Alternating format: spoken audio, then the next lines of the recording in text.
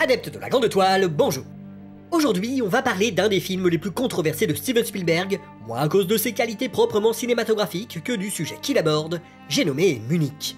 En effet, adapté du livre Vengeance de George Jonas, Munich raconte l'histoire du commando mis en place par le Mossad pour venger les victimes de la prise d'otages aux Jeux Olympiques de Munich en 1972. Les spectateurs avisés auront vite remarqué que le film ressemble formellement au thriller politique des années 60-70, et pas seulement via sa profusion de vestes en jean et de col pelle à tarte. Bon alors certes, à partir du moment où n'importe quel blockbuster avec une équipe de marketing suffisamment talentueuse peut se voir qualifié d'hommage au thriller des années 70, on a bien compris qu'il ne suffisait pas de le dire pour que ça ait un quelconque intérêt. Et ça tombe bien, puisqu'au-delà de l'aspect purement cosmétique, notre Steven a ici plus d'une idée derrière la tête.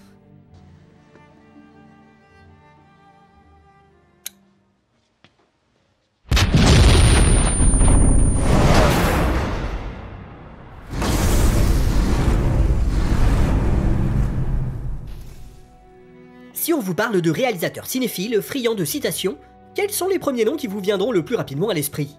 En premier lieu, vous nous direz Tarantino, évidemment, qui a bâti toute sa carrière sur cette réputation de cinéphage boulimique. Ou alors Martin Scorsese, qui travaille à raconter son histoire du cinéma à travers ses films. Peut-être aussi Brian De Palma, qui met inlassablement en scène son obsession pour des séquences du cinéma classique. À moins que vous ne pensiez à Joe Dante, qui s'exprime à travers un patchwork jouissivement bordélique de références en tout genre. D'autres enfin penseront à Jean-Luc Godard et à ses essais cérébraux sur le cinéma classique. Regardez, un enfant qui joue au dé. Des gamins qui jouent avec 3D. Ah, 3D. Ah ouais, je vois, ouais, c'est marrant. Trop rares sont, en revanche, ceux pour qui cette définition évoquera Steven Spielberg. Pourtant, le réalisateur de E.T. est bien un grand cinéphile, au même titre que ses collègues cités. Et comme ses films le montrent depuis le début de sa carrière, il est même un grand cinéaste maniériste. Mais qu'est-ce que c'est que ça, le maniérisme? En histoire de l'art, ce terme désigne avant tout un moment de la peinture italienne constitué dans la Renaissance tardive. Mais dans le cinéma, on est un peu plus embêté, parce que selon le théoricien qui l'emploie, on ne parle pas de la même chose quand on parle de maniérisme.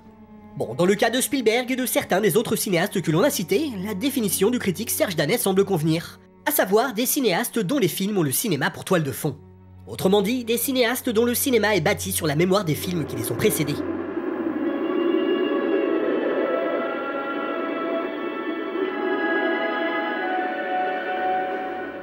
De même que Scorsese, l'ancien séminariste qui vit la transmission de sa cinéphilie comme un sacerdoce, Spielberg, lui, se voit comme un nain monté sur les épaules de géants.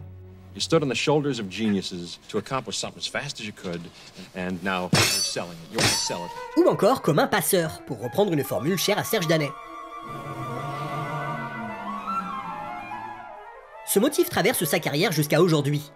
Il suffit de voir James Hallyday, l'alter ego de Spielberg dans Ready Player One, que l'on présente comme un créateur de génie, alors qu'aucun des personnages ni des univers que l'on retrouve dans l'Oasis n'est le fruit de son imagination. Tout ce qu'il aura fait, c'est les transmettre à son public, et avec eux, la passion qu'ils ont éveillée en lui. Mais pour résumer, on pourrait aussi dire qu'un metteur en scène maniériste est un cinéphile mélancolique, comme le résume Jean-Baptiste Tauret. Le maniérisme, c'est comment faire pour reprendre une ligne qui existe avant moi, et en la reprenant, comment se l'approprier. Voilà. Et pourquoi le maniérisme, à mon avis, c'est un geste profondément mélancolique? Parce qu'il y a cette conscience que les meilleurs films ont déjà été faits, en tout cas que une forme d'art a atteint on pourrait dire, a atteint son zénith. Hein, et malgré tout, on a envie, et pour plein de raisons différentes, de continuer à faire des films. On n'y peut rien si on est né en 75 ou en 45. Bon, attention par contre à ne pas confondre maniérisme avec postmodernisme. La nuance peut sembler subtile, mais le postmodernisme implique de chercher à créer une distance, souvent ironique et dépassionnée, entre le spectateur et le film. Alors que le tempérament maniériste, lui, vise à réactiver la forme classique au sein d'un moment moderne. Et du coup, le terme de maniériste va comme un gant à Spielberg, dont le cinéma est depuis ses débuts de gamin bricoleur recréant ses films de guerre favoris, l'histoire d'une cinéphilie en perpétuelle évolution. On le présente souvent comme ce qu'il est, hein, comme un cinéphile très passionné, ce qu'il est autant que Scorsese. Mais l'un comme l'autre n'ont pas eu, et heureusement, une cinéphilie tout de suite construite. Il suffit de voir leur carrière pour à peu près dire tiens, à tel moment il doit être en train de voir ça, ou à tel moment il doit être en train de voir ça. Ainsi, tout au long de sa carrière, Spielberg a vu infuser son travail par celui des cinéastes qui l'ont précédé. Duel et les Dents de la Mer étaient déjà des variations sur le suspense pratiqué par Hitchcock. Comme souligné par l'équipe de Capture Mag dans leur podcast Fleuve sur Steven, la couleur pourpre travaille l'héritage des mélodrames de King Vidor, tandis que l'Empire du Soleil dialogue avec l'ampleur et le souffle épique des films de David Lean. Il faut sauver le soldat Ryan, lui, s'affairait à imiter la forme des images d'archives de la Seconde Guerre mondiale, notamment celles filmées par John Ford ou John Huston. Et puis, lorsque Spielberg s'est attelé au projet AI Intelligence Artificielle, initié par son ami Stanley Kubrick, on a pu remarquer une volonté de la part du réalisateur de reprendre à son compte l'esthétique du cinéma de Kubrick, que ce soit via son rapport au temps ou à l'utilisation qu'il fait de la perspective dans ses cadres. Et l'origine des différents dispositifs qu'il se réapproprie dépasse même le cinéma, comme on a pu le voir dans Tintin ou dans Ready Player One, qui s'approprie des procédés narratifs issus du jeu vidéo. Sorti en 2005, Munich n'échappe pas à cette règle. Lorsqu'il adapte le roman de George Jonas, Spielberg déclare lui-même que la forme très 70s du film est née d'un projet conscient. Je me suis inspiré du style hollywoodien du début des années 70, le cinéma vérité, avec des zooms et ces outils qu'on utilisait pour faire ces films, l'un de mes préférés étant Chacal. Chacal de Fred Zinnemann, qui, rappelons-le, compte Michael Lonsdale dans son casting, ce qui aurait présidé à la décision de Spielberg de l'inclure dans Munich dans le rôle de papa. Jamais avare d'hommage à ses inspirations, notre Steven revendique en outre le patronage de plusieurs films des années 60-70, du Z de Costa Gavras à la bataille d'Alger de Gillo Pontecorvo. Ceux-ci se caractérisent par leur style à la croisée du documentaire et de la fiction, reprenant les techniques du reportage et du cinéma vérité du début des années 60. On vous invite d'ailleurs vivement à visionner la vidéo de la chaîne Cinéma et Politique sur la bataille d'Alger, si vous souhaitez en savoir davantage sur la manière dont la politique se traduit dans la mise en scène du classique de Pontecorvo. En écoutant Spielberg, on remarque qu'il a aussi des films en tête qu'il souhaite éviter par-dessus tout d'évoquer à travers Munich. Par exemple, en parlant de la scène à Chypre dans laquelle Avner a une discussion avec un jeune Palestinien, le réalisateur explique le besoin d'une pause dans l'action avec les mots suivants. Sans cet échange, je n'aurais fait qu'un film à la Charles Bronson, des gentils contre des méchants, et des juifs tuant des arabes sans le moindre contexte. You aren't a Sabra, Charles Bronson. I am a Sabra. I know. Ce détail a pour moi son importance, puisqu'il montre Spielberg conscient d'être aux commandes d'un système de référence cinématographique dont il prend soin de définir les bornes. Néanmoins, les influences explicitement citées par Spielberg sont loin d'être les seules présentes dans le film. Pour se rendre pleinement compte de ce qui fait la particularité de Munich, il convient de retourner une vingtaine d'années en arrière, et plus précisément en 1986. Cette année-là, Michael Anderson réalise une première adaptation du roman de Jonas, sous le titre Sword of Gideon. Dans l'ensemble, la mise en scène du téléfilm est plutôt transparente et univoque, surtout si on la compare à Spielberg, mais bon, là c'est vraiment pas du jeu. Mais ce qui frappe, ce sont certaines similitudes de découpage entre sa scène d'ouverture et celle de Munich, à commencer par le choix d'ouvrir le film sur les grilles du village olympique.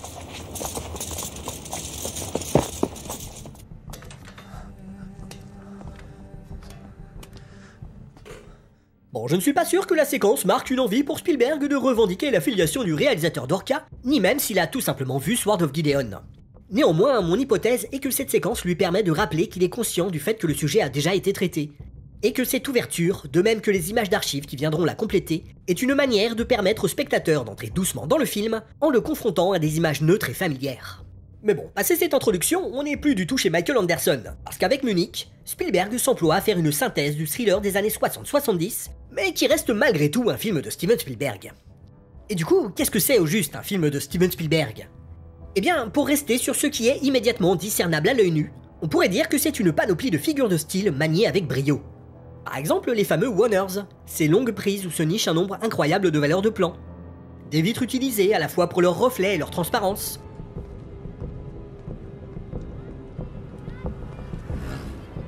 De la fumée traversée de rayons de lumière. Une fascination pour les machines et les mécanismes. Une emphase portée sur les visages et les regards. Ou encore un art consommé de la synecdoche, comme nous l'avions vu dans notre épisode sur E.T. Alors bon, ok, on va pas tout lister parce que la question est vaste. Bah oui, on parle quand même d'un des plus grands metteurs en scène de l'histoire du cinéma.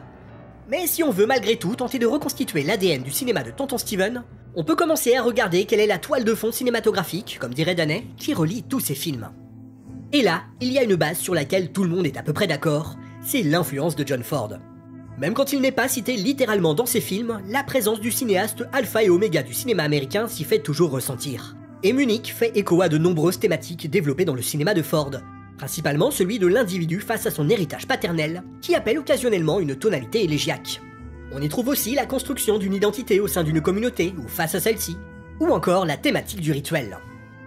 John Ford's movies were a collection of rituals, whether they were, American folklore rituals, where they were Irish rituals, whether they were rituals from the Native American Lakota culture, or rituals that he just read about in the untamed West. There were all sorts of rituals. Dans un film aussi centré que l'aime Munich sur les questions de communauté, de culture et d'identité, il est évident que la notion de rituel occupe une place primordiale, et en particulier le rituel du repas qui cimente tant bien que mal la famille, comme chez Ford justement.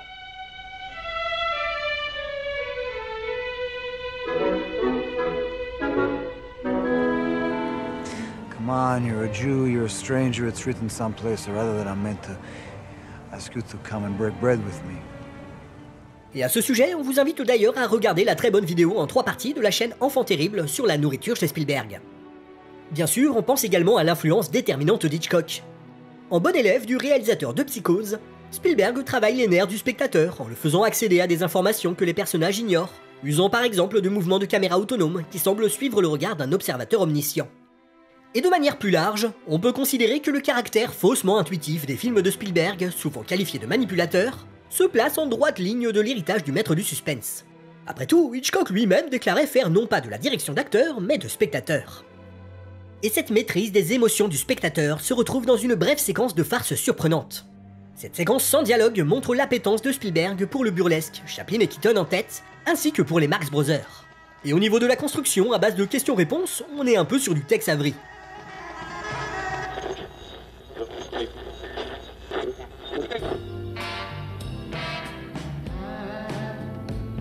Enfin, en cherchant bien, on peut retrouver des souvenirs des traumas cinéphiliques du jeune Spielberg à des endroits plus ou moins inattendus.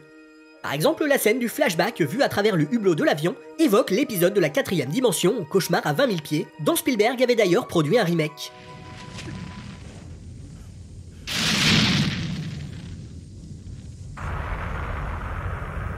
Le jeu de miroir démultipliant Salamé renvoie au palais des glaces de la Dame de Shanghai.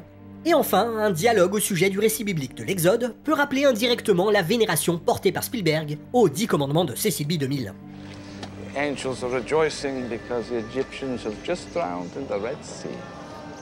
En bref, tous les films et réalisateurs que nous venons de citer semblent être constitutifs de l'identité du cinéma de Spielberg, et leur ombre se fait sentir sur tous ces films, quel que soit leur genre et leur registre. Bon, par exemple, si Munich était, je sais pas moi, une tarte, eh bien ces films et ces réalisateurs en constitueraient la pâte, et les influences 70s qui font la spécificité du film en formeraient sa garniture. Ouais, bon, désolé pour la métaphore toute pétée, mais j'ai pas le talent culinaire d'Avner, hein. En plus de ça, cette métaphore a ses limites. Après tout, la distinction entre ces deux types d'influences n'est pas forcément aussi imperméable.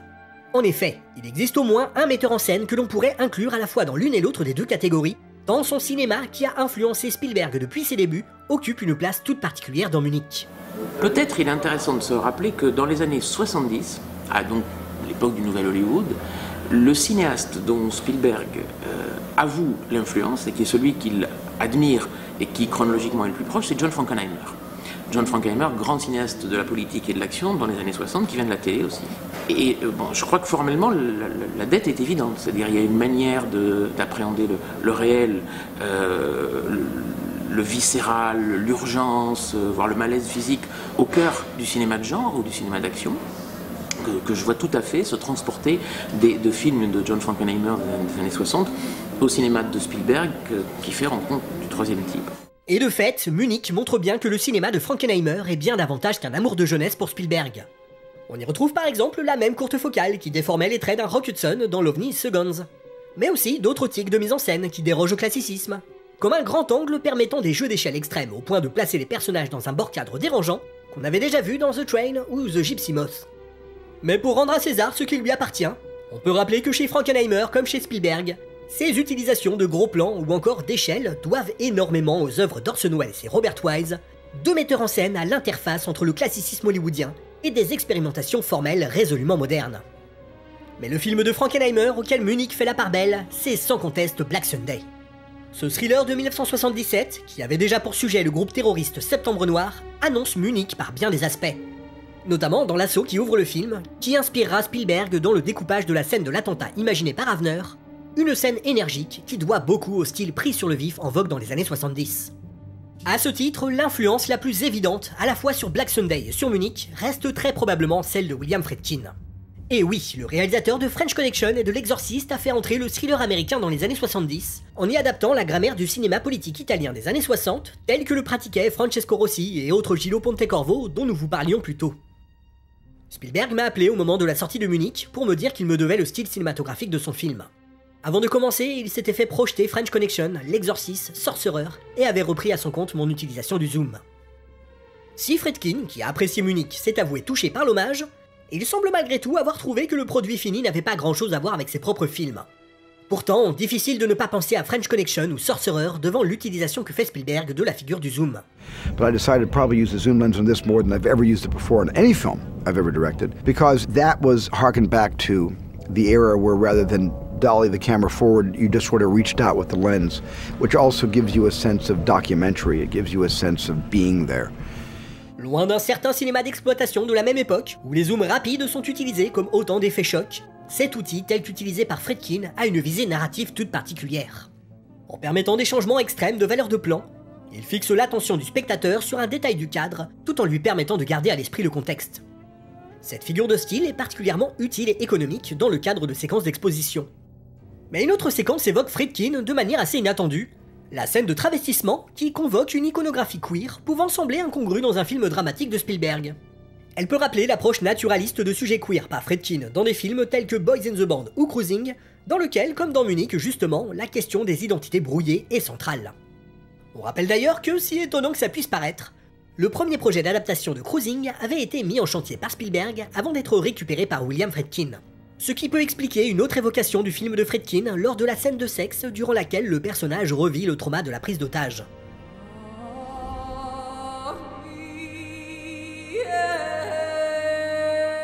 Loin du cinéma vérité, une autre influence apparente de Munich semble être le conformiste de Bernardo Bertolucci, lui-même un maniériste revendiqué.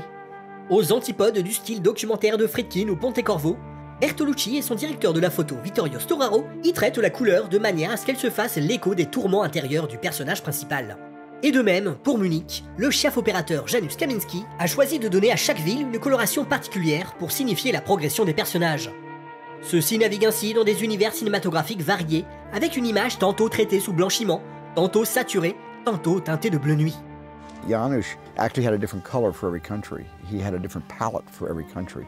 Janusz found ways of using bleach bypass in certain countries by actually pulling colors out of the sky, making the actual blue sky in Paris bluer than, let's say, it is in Malta. Et de fait, comme dans le film de Bertolucci, les couleurs jouent bel et bien un rôle symbolique et servent de fil conducteur au film. Et oui, si à l'instar du protagoniste du conformiste, Avner perd progressivement son âme au cours de sa mission, ce sont les couleurs chargées de cette puissance évocatrice, voire métaphysique, qui occupent un rôle de personnage à part entière. There is a subliminal marking of the places where murder happens with the color red in this movie. And it's ultimately, I suppose, what runs through the movie. If some movies have water running through, this one has blood. Lorsqu'au retour de sa mission, Avner se sent traqué par son ancien employeur, le film adopte un autre style représentatif de ces mêmes années 70, celui du thriller paranoïaque. Il s'agit d'un sous-genre du thriller américain des années 70, né de la méfiance du peuple américain envers son gouvernement, le macartisme, puis des diverses théories liées à l'assassinat de JFK, et enfin des écoutes du Watergate. Des événements marqués par une atmosphère de soupçon sur laquelle Hollywood aurait eu tort de ne pas capitaliser. Et d'ailleurs, Spielberg lui-même revisitera ce genre lors de la réalisation de The Post une décennie plus tard.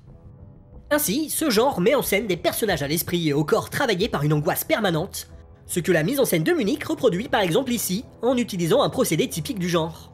Alors que la voiture s'approche d'Avner, un travelling compensé imperceptible aplatit discrètement le champ, et celle-ci grossit tandis que la valeur de plan ne change pas. Spielberg vise ici à nous travailler de la même paranoïa qu'Avner par un pur procédé classique de suspense. Mais pour imiter la texture du thriller paranoïaque, Spielberg va également chercher son inspiration auprès de son ami Francis Ford Coppola.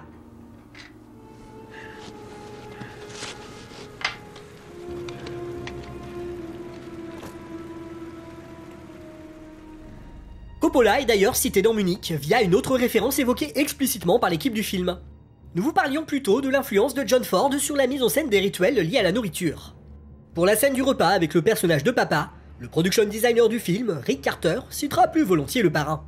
We finally went back to a place that we had seen on the first Scout in 2004, where this little bit of a Godfather type of figure that actually is, in a sense, pulling some of the strings. On notera par ailleurs que le film a sur la nourriture un regard presque anthropologique, documentaire, à la mode des 70s. On pense par exemple à l'ouverture d'un film tel que Hardcore de Paul Schrader, qui, bien que revendiquant l'héritage de Ford, marque avec le sujet de son observation une relative distance. Et enfin, on pourra laisser les mélomanes chercher des éléments typiques du cinéma des années 60 et 70 dans la musique de John Williams. Si le style de Williams fait ici la part belle aux cultures juives et arabes, on peut aussi y voir des rappels des travaux précédents du compositeur. Par exemple, une utilisation ponctuelle des dissonances qui rappellent les expérimentations de Williams et Stomu Yamashita sur images de Robert Altman. Mais au centre de la musique de Munich, on peut reconnaître tout particulièrement l'inspiration d'Ernest Gold, compositeur juif d'origine autrichienne. Le thème d'Avner pourra par exemple rappeler celui de Steiner sur le Croix de fer de Sam Peckinpah, lui aussi profondément élégiaque et riche en accents liturgiques.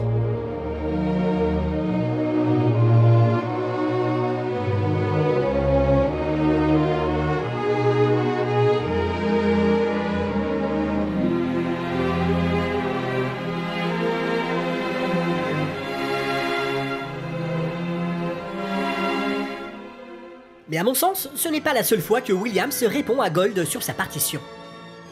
En 1960, Ernest Gold composait la musique de l'Exodus d'Otto Preminger, une épopée sur la création de l'État d'Israël et le début des guerres israélo-arabes. Dans ce film, Gold utilise à plusieurs reprises Hatikva, l'hymne de l'État d'Israël, mettant en avant son aspect viril et conquérant pour souligner la force et la résilience du peuple hébreu. Mais en utilisant ce même morceau sur un mode élégiaque, en illustration de l'enterrement des athlètes dans Munich, John Williams préfère montrer à travers Hatikva une force presque maternelle, une toute-puissance faite moins de force militaire que de réconfort et de compassion. À travers la musique, les deux films se répondent ainsi dans leurs questionnements respectifs sur l'identité israélienne. Bon, résumons. En termes de narration, Spielberg est un raconteur d'histoires classiques, au sens le plus noble du terme. Quelles que soient les influences stylistiques dont ces divers films portent la marque, ses préoccupations premières restent la lisibilité des cadres, l'efficacité de la narration et la clarté du découpage. La question qui se pose est donc la suivante. Pour quelle raison Munich se déguise-t-il en thriller des années 70 ? Bon, alors la réponse la plus évidente serait parce que le film se passe dans les années 70 quoi. Et oui, pour évoquer une époque, il est courant de recourir à l'iconographie associée à celle-ci. On pense par exemple au Perceval le Gallois d'Éric Romer, qui travaille à sa manière le style des enluminures médiévales. Ou à La chair et le sang de Paul Verhoeven, dont Bolchevique nous rappelle qu'il a été conçu avec à l'esprit l'école flamande. Mais cette manière de procéder ne va pas forcément de soi. Par exemple, un cinéaste comme Peter Watkins a un parti pris radicalement opposé dans ses films historiques. Il fait le choix de raconter des événements passés comme s'il les capturait lui-même à la façon d'un reporter, comme s'ils se déroulaient à l'époque de la conception du film. La grande place devant l'hôtel de ville est maintenant noire de monde. Les Parisiens, toutes classes confondues, sont venus assister à l'installation de la commune à l'hôtel de ville. Plus près de nous, un film comme Le Gladiator de Ridley Scott s'est fait remarquer, pour le meilleur comme pour le pire, par sa décision d'abandonner le classicisme du péplum hollywoodien au profit d'une mise en scène plus proche des représentations contemporaines de la guerre et du spectacle. Oh, Barbara, quelle connerie, la guerre. On voit donc qu'il n'existe pas qu'une seule option pour le réalisateur qui s'attaque à la grande histoire, et que les choix que nous venons de citer sont des moyens tout aussi valables que ceux de Spielberg pour aider à l'implication du spectateur. Ce qui peut nous amener à reformuler notre question. Si Spielberg est un conteur à l'intelligence si intuitive, quelle nécessité a-t-il de mettre les années 70 à l'honneur dans sa mise en scène pour raconter une histoire à un public des années 2000 ? Avant toute chose, il convient de rappeler que, comme dirait John Baxter, le biographe de Spielberg, ces films parlent de cinéma avant tout. On vous invite d'ailleurs à visionner la vidéo de notre ami le cinématographeur sur les aventuriers de l'Arche perdue qui développe brillamment ce postulat. En ce qui concerne Munich, les métaphores cinématographiques sont déjà présentes dans le roman d'origine et peuvent expliquer en partie ce qui aura poussé Spielberg à l'adapter. Par exemple, pour George Jonas, les membres de l'équipe d'Avner agissent à la manière d'une équipe de tournage. Ils se rendent en repérage sur les lieux des assassinats, s'assurent d'être en possession de l'espace, prennent garde à ne pas être vus, à couvrir tous les angles morts et, si nécessaire, à bloquer les passants. Bon, on n'ira pas jusqu'à rappeler que le terme shoot en anglais désigne aussi bien l'action d'une arme à feu que celle d'une caméra, mais on n'en pense pas moins. Au-delà de ça, la forme du film est porteuse d'un propos sur les images qui dépasse le simple cadre de son sujet. En effet, l'époque à laquelle se situe Munich est celle où l'esthétique du reportage pris sur le vif s'insinue dans la fiction, via des réalisateurs comme Friedkin, Pontecorvo et autres Frankenheimer comme nous l'avons vu. En l'adoptant lui-même, Spielberg me semble dévoiler ce qui est le sujet principal du film, à savoir le regard de cette époque sur elle-même. Sachant cela, prenons cette question que l'auteur Nigel Morris se pose devant Munich. Après le prologue, le statut des reconstructions de Munich devient ambigu.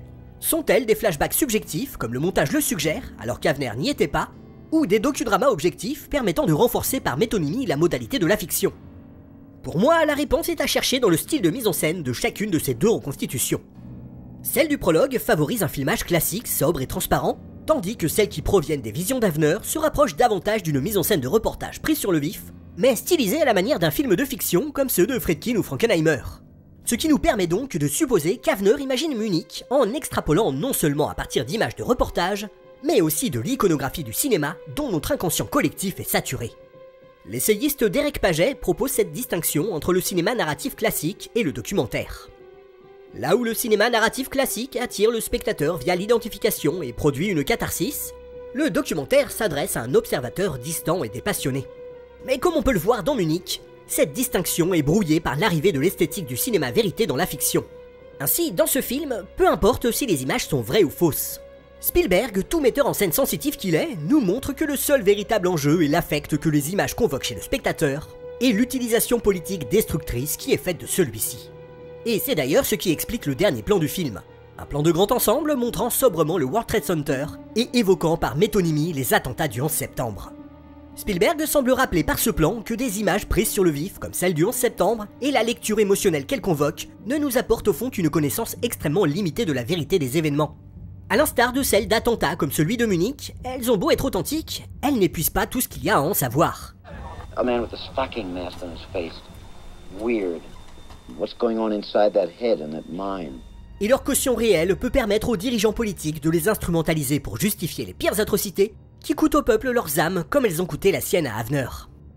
On peut à ce titre supposer l'influence sur Munich de Medium Cool d'Haskell Wexler, sorti en 1968. Ce film extrêmement sous-estimé est pourtant d'une modernité bluffante dans sa forme et son propos sur l'utilisation des images de reportage. Comme le montre son titre, qui ironise sur un concept théorisé par Marshall McLuhan, il alterne des séquences mises en scène et des séquences prises sur le vif pour jouer avec l'adhésion et le recul du spectateur, et l'amener à remettre en question toute image qui lui sera présentée comme vraie. Alors certes, le procédé n'est pas le même, mais les préoccupations de Wexler sont bien là celles de Spielberg sur Munich. Mais alors, si on peut faire mentir des images documentaires, une œuvre de fiction comme Munich transmet-elle pour autant la vérité historique? Comme vous vous en doutez, c'est un peu plus compliqué que ça. L'historien Christian Delage parle en ces termes du cinéma. Le cinéma peut constituer un détour heuristique pour mieux comprendre la manière dont l'histoire s'écrit. Ce qui nous importe ici, ce n'est pas la mise en parallèle du travail du cinéaste et de l'historien en tant que tel, mais le fait que celle-ci provienne de l'expérience du cinéma pour se confronter à celle de l'histoire. Ce n'est plus l'histoire qui est au cinéma, mais le cinéma qui est dans et qui va vers l'histoire, comprise aussi bien comme collection d'événements que comme réflexion sur leur effectuation. Or, notre connaissance de l'histoire est conditionnée par les images qui nous en parviennent, qu'elles soient images d'actualité ou de cinéma. Christian Delage cite d'ailleurs une phrase de Michael Cimino pour qui notre perception de l'Ouest a été façonnée plus par les films que par la véritable histoire de l'Ouest. Et tout ça, un cinéphile comme Spielberg l'a très bien compris. Car comme nous l'avons vu, Munich ne revisite pas tant les années 70 que les images des années 70. Et d'une certaine manière, faire un film historique, c'est aussi faire un film historiographique. Autrement dit, qui interroge la manière dont l'histoire est transmise et racontée. Et ça, comme par hasard, John Ford l'a déjà fait. En effet, L'homme qui tua Liberty Valance, sorti en 1963, est lui aussi travaillé par la manière dont l'histoire est écrite et transmise. Ce n'est donc pas un hasard si Munich montre une télévision diffusant le film de Ford en arrière-plan en forme de discrète note d'intention. Mais qu'est-ce qu'elle nous dit, cette note d'intention? Eh bien pour commencer, il convient de clarifier un malentendu au sujet de la démarche de Ford. Vous vous souvenez certainement de cette célèbre réplique. When the legend becomes fact, print the legend. Eh bien, on la cite régulièrement comme synthétisant le rapport du cinéaste à l'histoire. Mais dans les faits, il n'en est rien, comme le rappelle Peter Bogdanovich en parlant de Liberty Valance et de Fort Apache.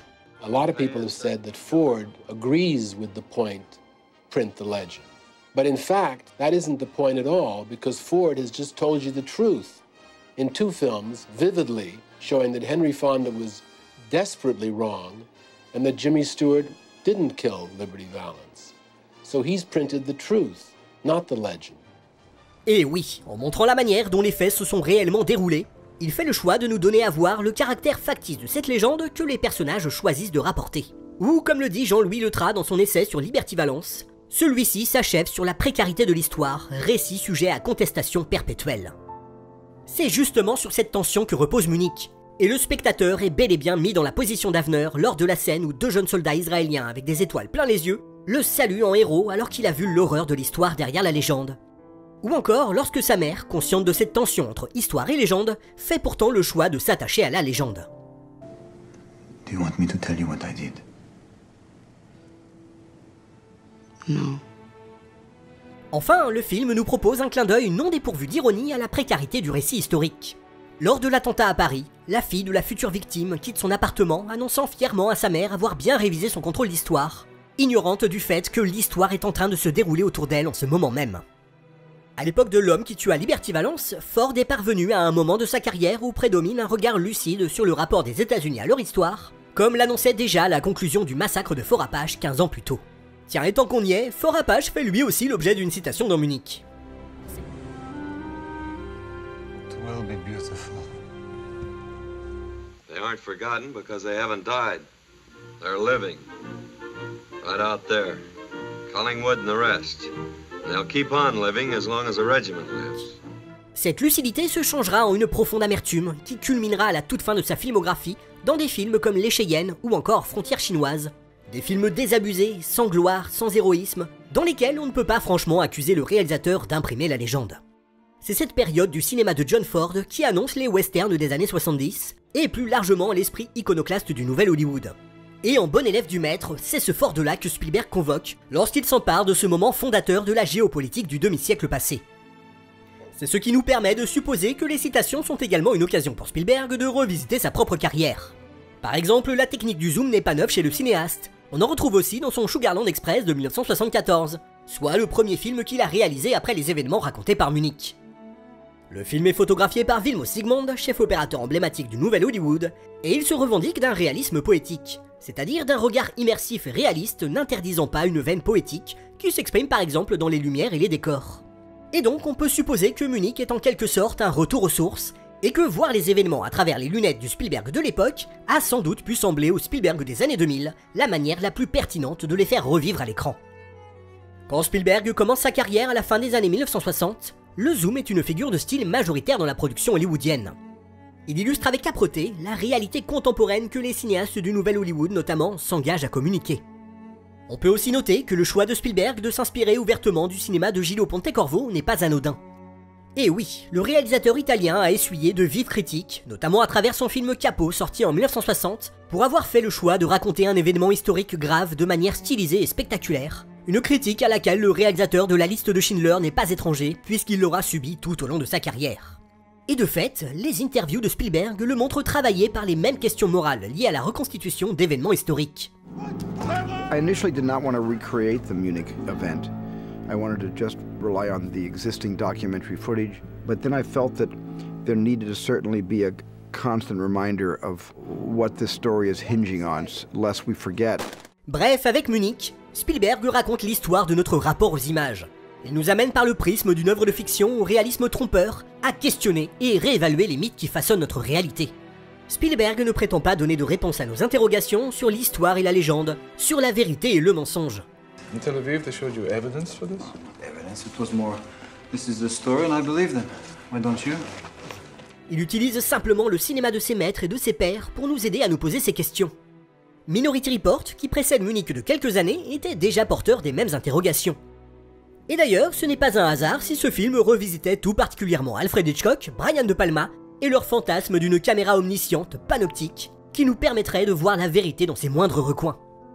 Comme vous l'aurez donc compris, les citations chez Spielberg procèdent d'une cinéphilie féconde qui, loin d'enfiler les références comme des perles, les fait vivre à travers son art et nous invite nous aussi à les découvrir et à nous les approprier.